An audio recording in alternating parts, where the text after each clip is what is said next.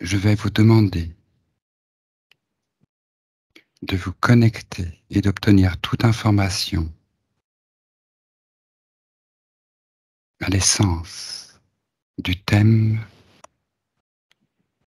les énergies arc-en-ciel.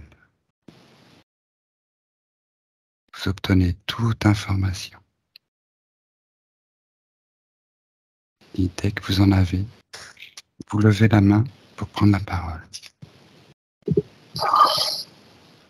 Je t'en prie, Bertrand. Excuse-moi. Dès que tu as prononcé l'énergie arc-en-ciel, j'ai eu un parfum floral hyper développé. Oui. Et c'est une fleur que tu identifies? Ah non, c'est comme si ça recouvrait un large spectre. Là, ça me fait des frissons partout.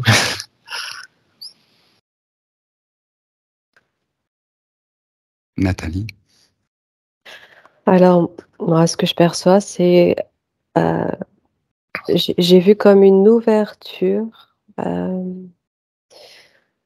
comment dire, comme un plan qui s'ouvrait en fait, comme un plan qui apparaissait devant moi et des rayonnements, alors qui partaient, on va dire du bas vers le haut, des rayons tout le long du plan, des rayons qui partaient du bas vers le haut, ouais.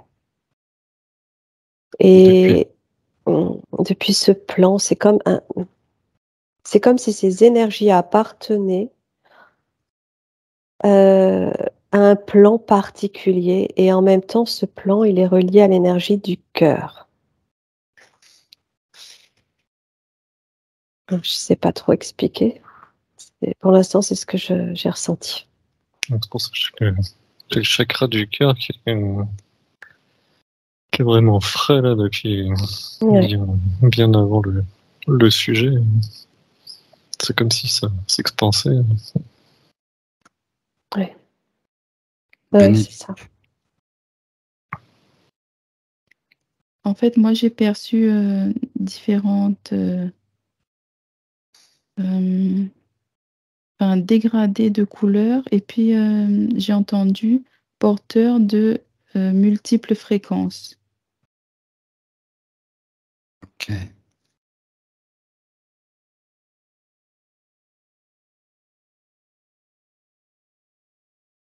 Et j'avais l'information comme quoi que ces différentes fréquences sont partout en fait, dans le macrocosme et puis en nous, potentiellement. Ok, oui. De toute façon, chaque couleur porte une fréquence différente. L'arc-en-ciel représente une unité de plusieurs fréquences harmonisées ensemble. Nathalie? Ouais. Je perçois en même temps des notes de musique, et les sons ressemblent aux sons de la harpe.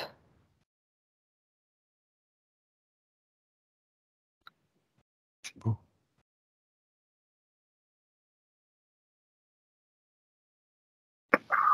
Bertrand? J'avais le visuel, donc du coup, c'était représenté sous forme d'arc-en-ciel, mais qui rebondissait, comme si ça reliait énormément de choses en fin de compte. Donc on retrouve l'image du son, on retrouve le spectre coloré, les parfums de tout à l'heure, tout ça, et ça rebondit à chaque fois que tu as un arc-en-ciel qui termine, pouf, il en reforme un autre et ça parcourt partout. Les parfums sont aussi des fréquences. Et chaque parfum porte sa fréquence. jusqu'au point d'ailleurs de stimuler différemment en fonction de leur qualité, de leur origine. Donc, oui, Nat. Oui, j'observe une roue crantée, et en même temps, cette roue, elle représente un soleil, et ça me dit que ces énergies, en fait, ces énergies arc-en-ciel s'activent à partir du soleil. D'accord. J'aimerais que tu regardes ce soleil. Et ouais, et cette roue-là, c'est comment dire, un objet qu'on peut retrouver sur Terre. J'entends que c'est un objet qu'on a pu retrouver dans des fouilles archéologiques, par exemple, qui remontent à l'Antiquité, vraiment ancienne, très ancienne, une sorte de roue crantée qui démontre que, comment dire, qu'à partir du soleil, on peut trouver ces énergies arc-en-ciel. Et tout à l'heure, j'entends des sons réparateurs aussi. Et là, tu m'as demandé de regarder quoi, ce soleil? Le soleil? Oui, ce soleil, d'où provient cet arc-en-ciel?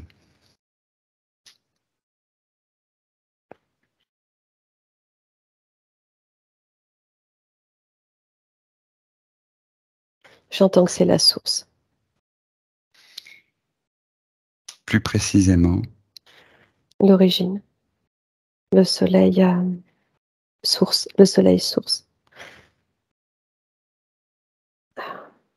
Bénédicte. Moi, depuis tout à l'heure, j'ai l'image d'un diamant, en fait, à multiples facettes. Et ce diamant-là est me ramène au soleil central, en fait, qui diffuse de la lumière, et que selon la facette d'où elle va sortir, elle prendra une coloration et une fréquence différentes. Très bien. C'est ça, ça rejoint ce que je percevais. C'est ça. Oui. Bertrand. Je me retrouvais, comment dire, comme si on mettait le visuel des couleurs de l'arc-en-ciel comme un tapis. Tu te retrouves sur le tapis qui est ondulé. Et donc on rejoint comme des rayons de lumière, mais tous, comment dire, les uns à côté des autres. Et en fin de compte, quand tu regardes de plus près, chaque couleur va se retrouver à amener des variations différentes. Donc, bien qu'elles soient toutes reliées, on se retrouve avec à la fois une unité et en même temps ouais, c'est comme si chaque bande, en fin de compte, hop, ça te faisait des montagnes russes différentes, quoi. Avec des spécificités différentes, séparées, Voilà. en fonction des couleurs. Bénédicte. Et c'est ce que on voit lorsqu'on regarde la sphère ou la coloration, la fréquence qu'un être a. Ça me ramène à cette image-là. C'est par rapport au rayon où il est sorti au niveau de la source. Et il prend cette coloration-là. Voilà. Enfin, l'être prend la coloration du rayon. D'accord. Nat. Et j'entends que c'est ce qui détermine le champ des possibles. Et en même temps, je percevais qu'au sein de ces rayons arc-en-ciel, il y a une multitude d'informations. C'est comme si ces rayons, en fait, étaient ondes eux-mêmes et porteurs d'informations multiples. Ok. Tu veux dire que chaque couleur... Oui, Bertrand. C'est juste avant, on parlait des rayons, ça m'a focalisé sur le bleu. Je voyais vraiment avec un large spectre et ça faisait vraiment, comment dire, haut potentiel. Donc ça rejoignait Nathalie dans ce qu'elle disait, mais on se retrouve, ceux qui se retrouvent sur ce champ bleu, et après voilà, le maximum, si j'ai envie de dire, c'est l'unité, la réunification. En fait, D'accord, lorsque... Oui. Ah, désolée. Non, vas-y. Lorsque tu parlais, enfin, je sais plus si c'est Nathalie qui disait, l'ondulation. En fait, j'étais ramenée à notre ADN, à l'engrammation des informations de l'ADN. Ouais, J'arrive pas à étayer plus. Ouais. Ouais, j'allais dire, c'est comme si ces énergies, en fait, c'est l'origine. L'origine de toute énergie qui émane de ce soleil source qui, à la base, je le vois blanc. C'est ça. Ce soleil. De là, c'est comme si cette lumière était diffractée en cette multitude de rayons, et il y en a une infinité. Et au sein de ces rayons est transportée toute l'information, tout ce qui existe. Bertrand. Ça me disait que la couleur, ça correspondait à un parcours quand on l'attribuait à de l'ADN ou à des personnes.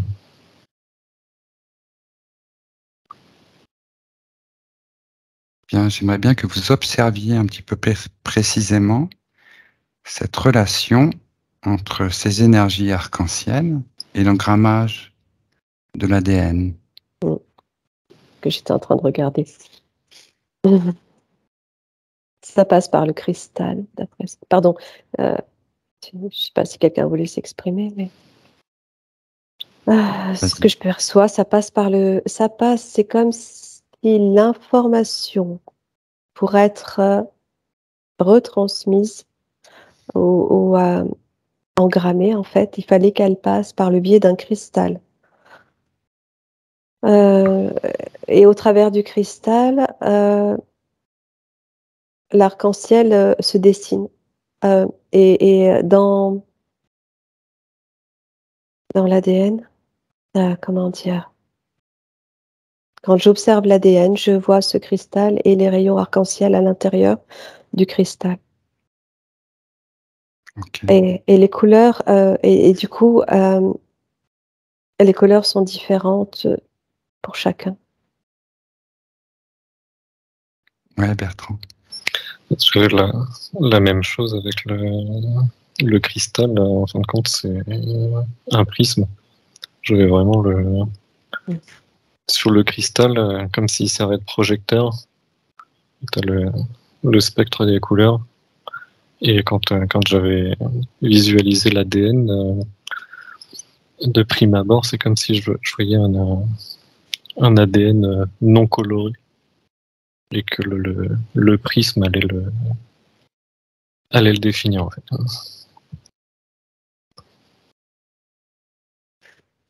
Oui, Nat. Ouais. Pour compléter ce que dit Bertrand, effectivement, en fait, au sein du cristal, à la base, il n'y a pas de couleur. Et c'est comme si ce cristal, c'est ça, lui-même allait diffracter la couleur.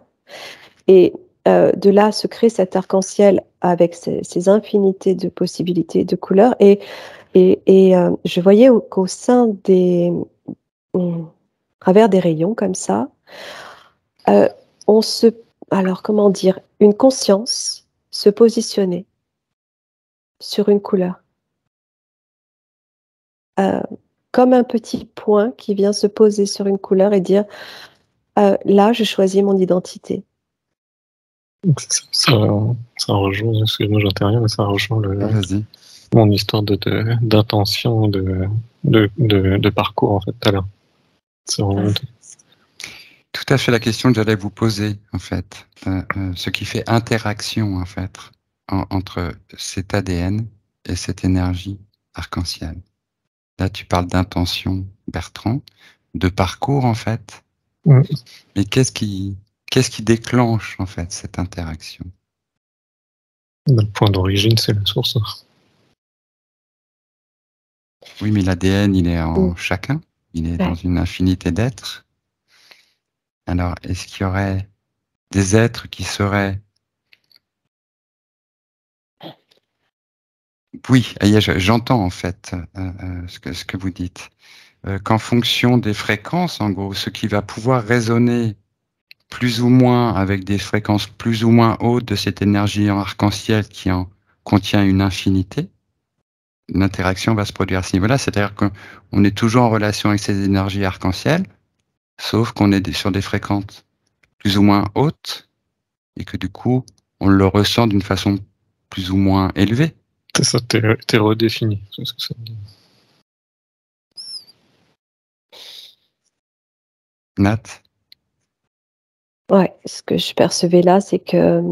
Alors, je sais pas si ça va répondre à ta question parce que je suis dans mes perceptions et j'écoute pas tout. Mais l'information que j'avais, c'est que sorti de la source, c'est comme s'il y avait des consciences partout. Et chaque conscience va choisir de se poser sur une couleur. C'est comme un choix de la conscience que de venir emprunter la couleur pour former son identité. Ah, je sais pas, j'ai ça comme info. Bien. On a beaucoup d'informations. On est à un niveau très, très, très subtil et très abstrait. Et en même temps, on essaye d'expliquer et ça permet de comprendre des choses aussi.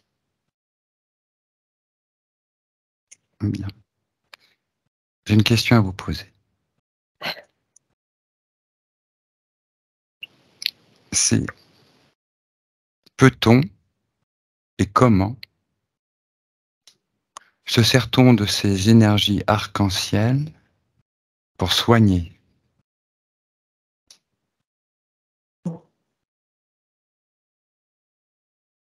Nathalie?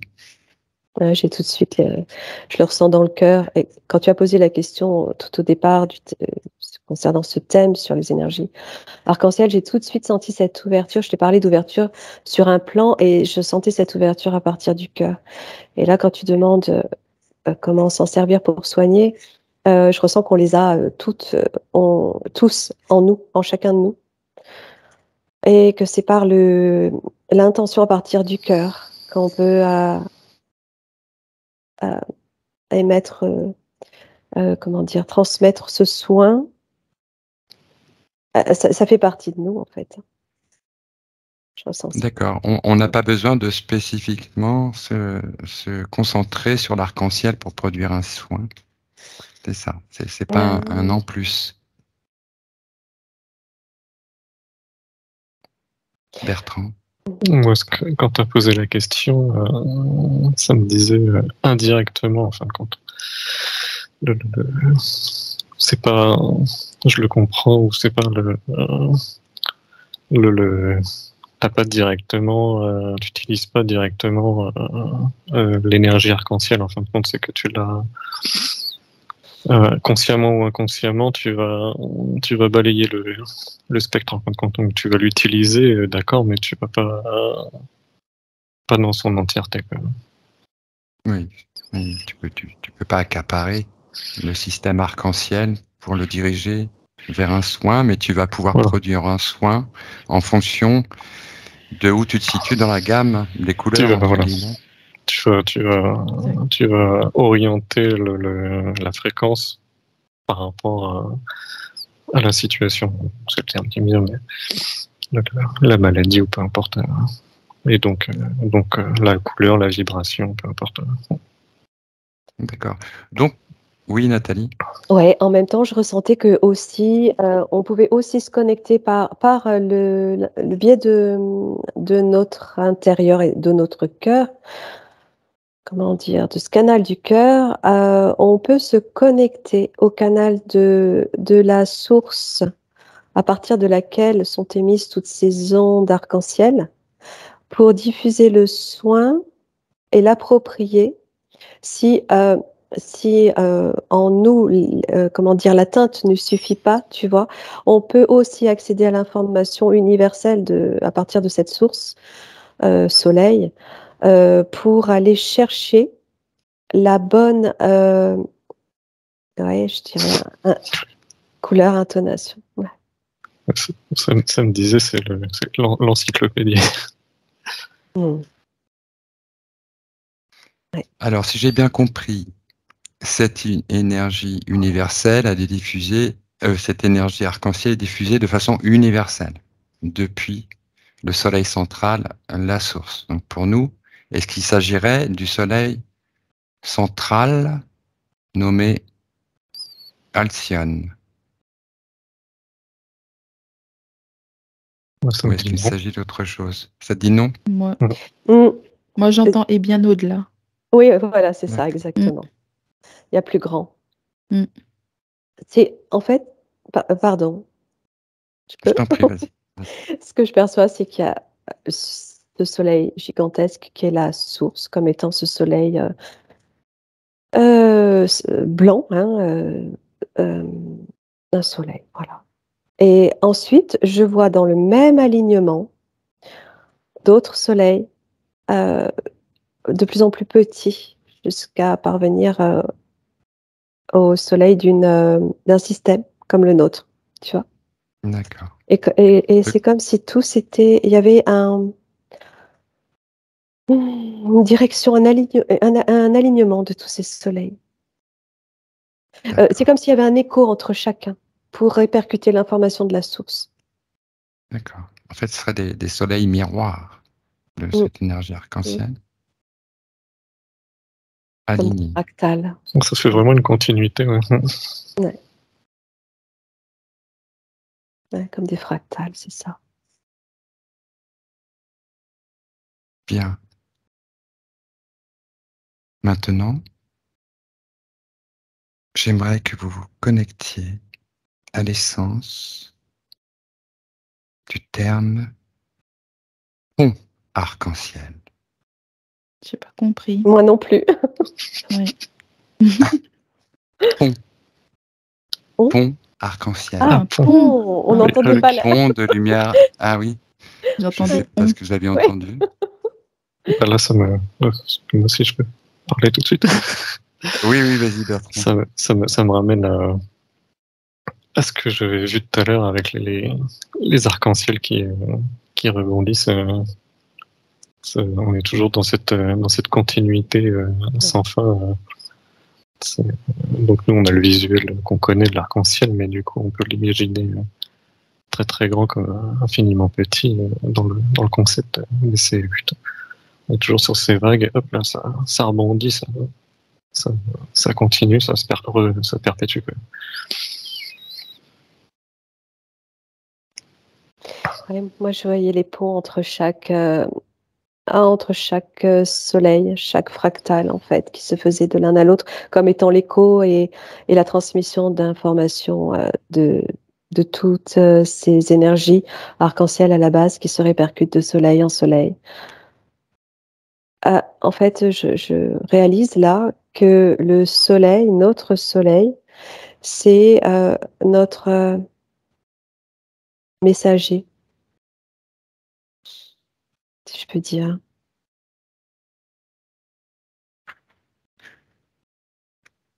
Ok. J'ai le mot émissaire qui est venu quand tu as dit messager. Mm.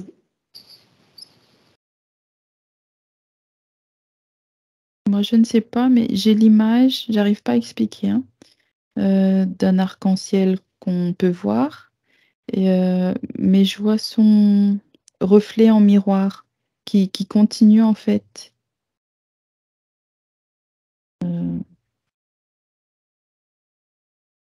Son reflet en miroir à partir. L'arc-en-ciel que nous on peut voir Oui. de visu, mais je vois qu'il il se termine pas sur Enfin, il se termine jamais parce que c'est que de la lumière. Mais, mais je vois Mais que il ne formerait c'est pas qu'un arc. former un C'est ce que tu cercle, veux. oui. En fait, je vois Voilà, un ouais. cercle, oui.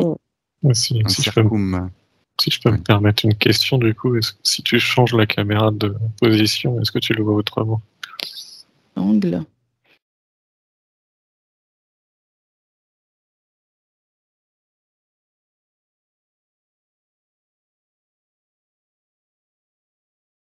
Moi, Mm. j'en reviens aux ondes. Pardon, Bénédicte, je ne sais pas si tu voulais répondre du coup. Non, mais ça me ramène. J'ai juste eu cette image-là. Et pour le coup, ça me ramène aux ondes concentriques. Ça fait que ça forme un cercle comme ça. Ça forme des cercles, des multitudes de cercles.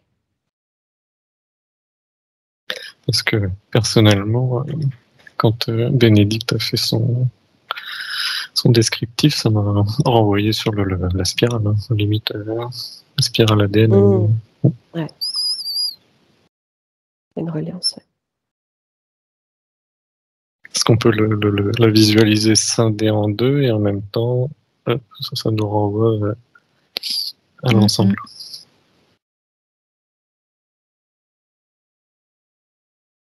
Ouais. Oui, en fait, la représentation qu'on a ici de l'arc-en-ciel, en fait, n'est qu'un bout d'arc-en-ciel, en gros, puisqu'il serait en fait partout, sur des fréquences qu'on ne peut pas effectivement mesurer de par les limites de notre corps, et il transporterait toute l'information nécessaire dans tous les plans, pour toutes les évolutions, pour toutes les structurations, et Sur chaque permettre une fréquence. harmonisation permanente, en fait, de tout ce qui est créé.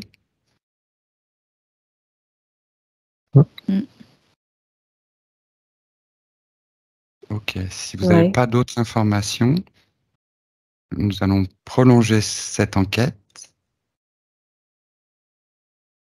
et je vais vous demander de vous connecter à l'essence du terme les guerriers de l'arc-en-ciel.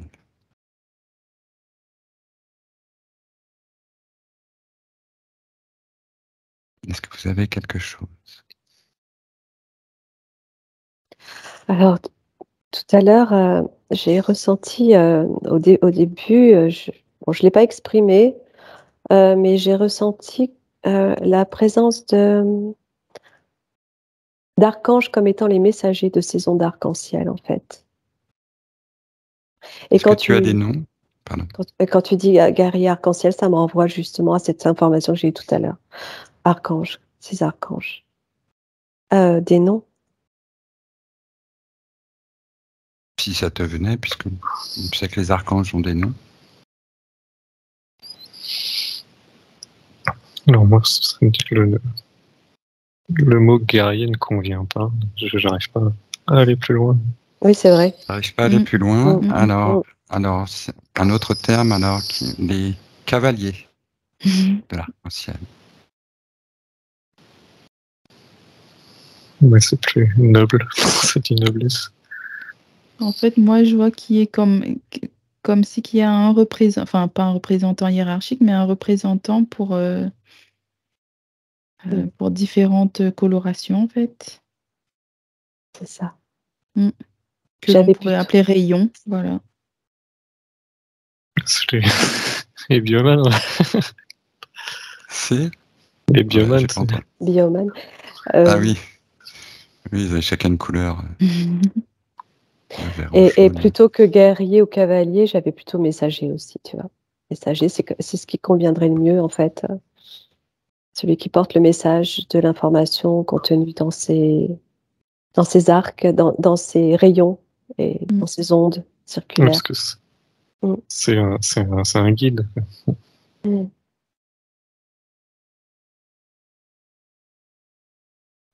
Alors, tu demandais des noms, mais je ressens qu'il y en a beaucoup plus que ce qu'on ne le pense. Ok. Moi, j'ai quand même Uriel qui me vient. Oui, voilà, il y a des noms qu'on connaît et d'autres. Je n'ai pas de nom comme ça. Ok. Donc il n'y aurait pas de lien entre ces énergies arc-en-ciel et donc ces guerriers de l'arc-en-ciel, ces cavaliers de l'arc-en-ciel, qu'on associait d'ailleurs à des Amérindiens, ayant suivi une certaine voie. Bertrand? Pareil, dès que tu as dit amérindien, ça fait une rupture avec les termes guerrier-cavalier parce que ça m'amène les Amérindiens douceur. Mm. Donc, ouais, on n'est pas. Et ouais, à cause des termes, il Oui. y a une rupture quand même. C'est vrai, donc on pourrait dire gardien ou défenseur. Ouais, Oui, porteur. Porteur. Là, j'ai porteur. Et je ne sais pas pourquoi je vois des dragons. C'était Et ma question suivante, oui. ça me disait descendance pour les Amérindiens. Ouais. Oui. Tu peux préciser, Bertrand? Bah, la continuité entre ce qu'on appelle dans les coups les gardiens, les porteurs, comme si eux, ils arrivaient jusqu'à l'incarnation physique. Et bah, ça m'a dit descendance, quoi. Donc, avec la continuité des corps, quoi. Alors, est-ce qu'il y aurait une descendance donc amérindienne en relation avec le Soleil central?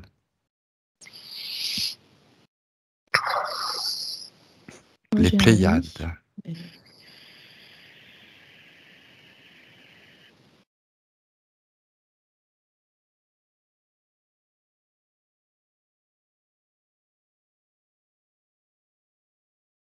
Bertrand? Oui, j'ai oui aussi. Je sais pas pourquoi. Tu as dit Pléiade, ça m'a déporté sur la droite. Ah ouais, moi aussi. Pareil, exactement pareil. C'est Pourquoi? vraiment la boussole qui est partie, quoi. Oui. Et je sais pas si c'est une Dis ce qui sorte vient. de point intermédiaire. Je sais pas, faut que je regarde. C'est bizarre. C'est vrai, ça Tu m'a veux fait la prendre un même peu de temps pour chose. regarder? Vas-y.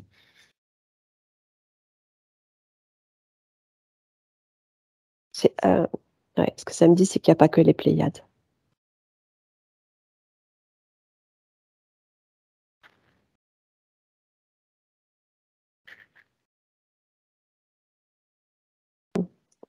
Puisque vous percevez les Amérindiens comme étant les gardiens, les défenseurs, on va dire de cette connaissance arc-en-ciel.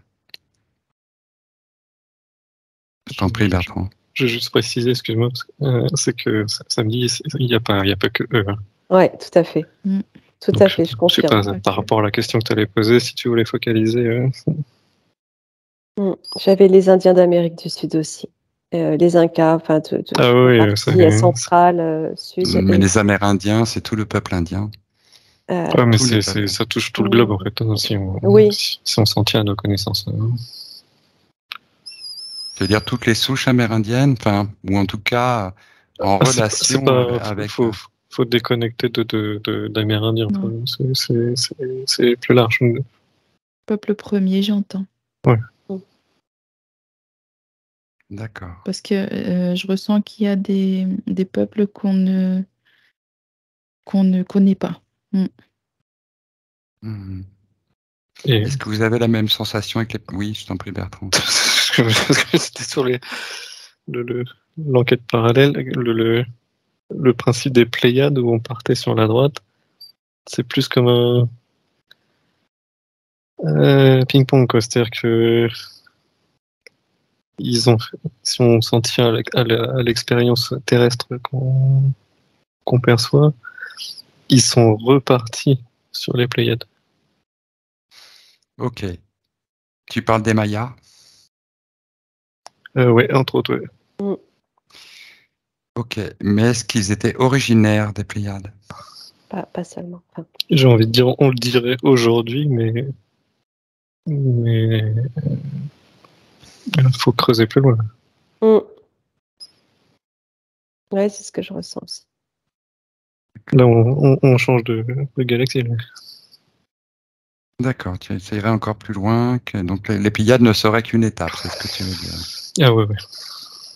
Qu'une partie. Ok.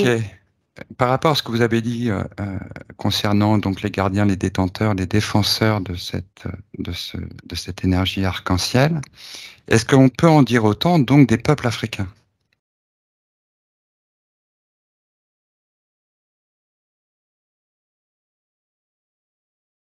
Est-ce qu'ils détiennent ce même savoir, cette même connaissance? Est-ce qu'ils sont aussi autant gardiens et défenseurs que les Amérindiens de cette connaissance, savoir de l'énergie arc-en-ciel?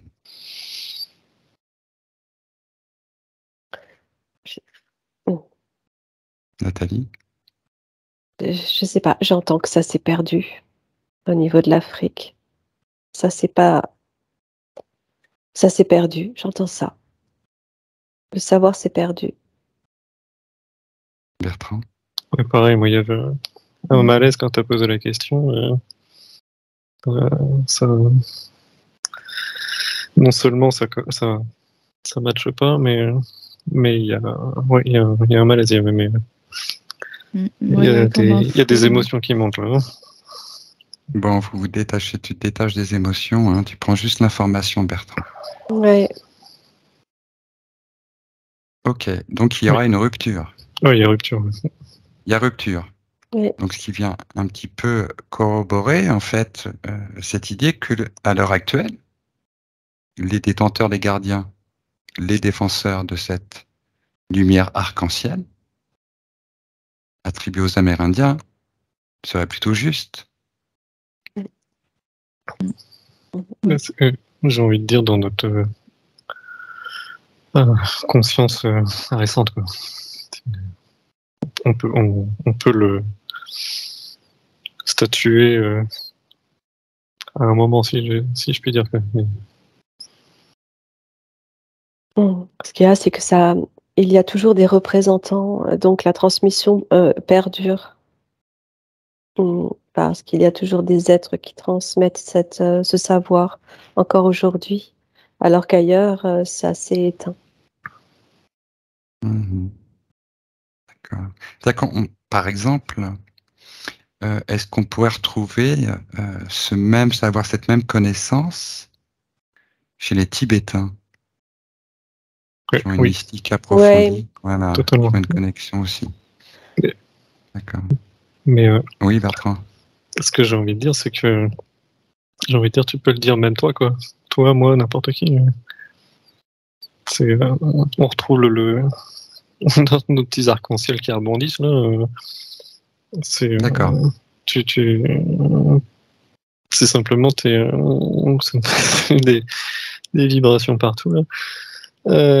Tu peux rien qu'en parlant comme ça se trouve on est en train de réactiver, tu vois. Tu veux dire c'est relatif à, oui, à l'éveil. Peut-être que t'as des peuples là en Amérique du Sud, je vois, plus qu'ailleurs, en Inde en effet, qui sont plus, ouais, plus, je sais pas le terme. Ça me dit Initié. initié, c'est pas bon. Réceptif, développé. Relatif à l'ADN.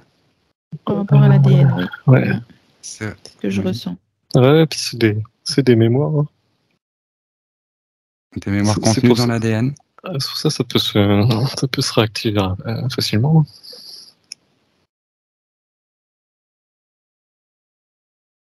Donc, ouais, Ok, d'accord. Oui. j'avais au niveau des Amérindiens, eux, ils se sont transmis. Ils étaient conscients de la continuité. Donc ils se sont passés comme un flambeau. Pour que ça reste dans à la fois la conscience, mais ce qu'on pourrait dire nous, l'inconscient collectif. Alors que nous, si on n'en parlait pas, là, bah, ça n'existe pas. Ça n'existerait pas. D'accord. Ok, donc les Amérindiens, en fait, sont une transmission qui est plus rituelle, en fait, plus consciente. D'accord. Et tu veux dire qu'en fait, pour la plupart des gens sur la Terre qui n'ont pas cette transmission, ils l'ont potentiellement à l'intérieur de lui. Et c'est par cette prise de conscience, c'est pour ça que je parlais d'éveil tout à l'heure. C'est endormi, ce mot-là. Ça se réactive au niveau de l'ADN. Alors, quel effet ça a sur l'ADN? Excuse-moi, Nathalie.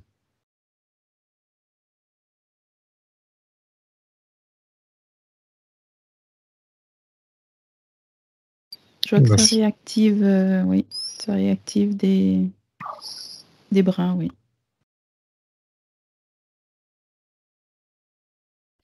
En Oui, fait, pardon. moi, oui, c'est quand je me connecte à cette énergie-là que ça tourne, en fait. Ouais, je viens de le remarquer. Et pourquoi ça tourne chez toi? Parce que je me suis reconnectée, j'ai des origines indiennes dans ma famille. Et c'est dès que je me reconnecte à ça, ça recommence à... Ça m'a ramené à ça. Quel effet ça va avoir sur toi? Tu obtiens toute l'information, Bénédicte. En tout cas, toute l'information nécessaire.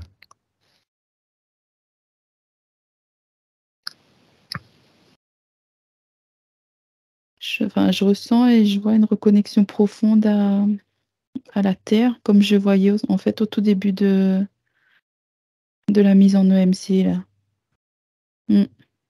Une joie profonde d'être connecté à Gaïa. Je la ressens d'ici. Et c'est ce que je ressentais au tout début. Et là, je fais le rapprochement. Alors, Bertrand puis Nathalie. Du coup, quand tu as posé la question, ça m'a remis la sensation que j'avais tout à l'heure quand je me suis connecté sur les différents peuples et j'avais un élan d'énergie, de vibration, alors que j'avais déjà des vibrations dans les avant-bras, mais ça te fait vraiment... c'est comme si... on va dire une sorte de coup de jus, mais sympa quoi. Oui, comme si ça te portait vers le haut. Et du coup, en effet, je rejoins complètement Bénédicte avec à la fois la connexion à la Terre et la joie. Donc, la notion d'existence, là où nous, on nous a mis la tête dans le seau depuis qu'on est né, tu as une bouffée d'oxygène. Est-ce que le terme commutation convient du verbe commuter? Excuse-moi. Maintenant, parce que ça fait un moment là que j'ai pas mal de trucs et que je voudrais parler. Vas-y. Alors, du coup, je rejoins et Bertrand et Bénédicte sur le lien à la Terre parce que j'ai à nouveau cette information des dragons, de l'accompagnement des dragons aux hommes. Alors, et en justement, je voulais aborder cette question. Vas-y, Nat. Ouais. En fait, c'est pour ça qu'il y a... Alors, il y a des régions, des zones sur Terre qui continuent de transmettre, qui sont plus à même de transmettre ce savoir. C'est comme si il y a fort longtemps, ces énergies, en fait, et ce savoir appartenaient à ces hommes qui vivaient là, en Amérique. Une partie de l'Amérique et en Inde, et je le vois pas ni en Europe ni en Afrique. Je le vois vraiment sur ces parties-là, et lié à cet intraterre. Et je ressentais aussi l'éveil, le réveil le réveil de ces êtres que sont les dragons, et je les voyais comme étant porteurs des cristaux qui transmettent l'information des énergies arc-en-ciel. Voilà. D'accord. Parce qu'on les nomme les dragons arc-en-ciel.